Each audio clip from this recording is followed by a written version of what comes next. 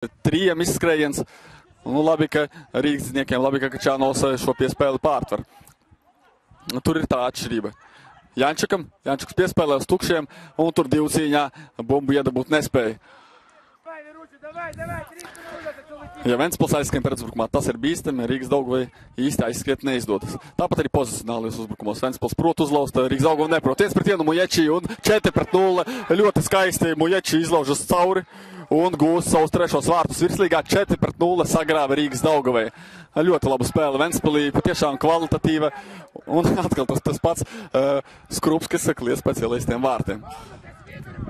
Iespējams, viņam vajadzētu izvirzījās Daugavpils Daugava 10 spēlēs 19, Jelgava nolaidusies 5. 10 spēlēs 17, 6. BFC Daugavpils 10 spēlēs 10, 7. Spartaks 9 spēlēs 9, 8. Rīgas Daugava nu jau 11 spēlēs 7 punkti, Jūrmalē 11 spēlēs 5 punkti pirms pēdējā vieta un Meta 11 spēlēs 4 punkti. Ļoti karsts laiks bija futbols, patiešām paguruši, bet ļoti pelnīta uzvara Ventspilī šodien. Paldies, ka skatījāties mūsu pārēdi. Ventspils 4-0 pret Rīgas Daugavu. Ar jums bija kopā Edmunds Novickis un Sportcentrs.com radošo brigādu operātoru. Paldies visiem par darbu un tiekamies citās pārraidās. Visu labu!